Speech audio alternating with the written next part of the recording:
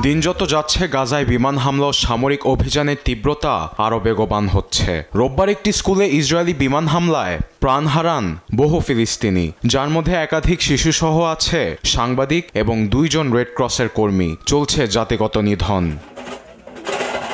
এমন পরিস্থিতিতে ইসরায়েলি বর্বরতা রুখে দিতে রোববার মাদ্রিদ গ্রুপ নামে পরিচিত মোট 20টি দেশের প্রতিনিধিরা উচ্চস্তরের আলোচনায় বসেছেন।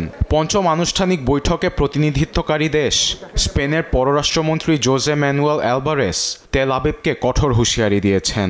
ইসরায়েলের উপর নিষেধাজ্ঞার জন্য বিশ্বকে আহ্বান জানান তিনি। আমাদের সবাইকে ইসরায়েলের উপর অস্ত্রের নিষেধাজ্ঞা দিতে হবে, আর তাদের কাছে কোনো মতেই অস্ত্র বিক্রি করা যাবে না। নিষেধাজ্ঞা আরোপ সহ যা কিছুর দরকার এই যুদ্ধ থামাতে তা করা হবে।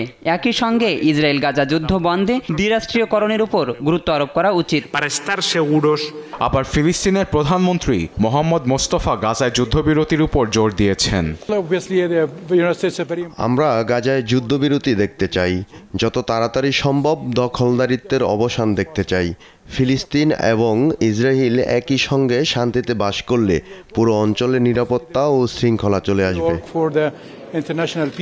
এদিকে রোববার গাজার জনসংযোগ কার্যালয়ের এক বিবৃতিতে বলা হয়, বেসামরিক ও আবাসিক এলাকায় সরাসরি স্থল অভিযান ও দখলদার বাহিনী মোতায়েনে গাজার ৭৭% এলাকা নিয়ন্ত্রণে নিয়েছে ইসরায়েল। এসব এলাকা থেকে ফিলিস্তিনিদের চলে যেতে বলা হয়েছে, নয়তো চালানো হচ্ছে গুলি। এতে গাজা পুরোপুরি নিয়ন্ত্রণের পথে এগোচ্ছে বর্বর ইসরায়েল। আরবিদ আফসার, নিউজ ডেস্ক, দেশ টিভি।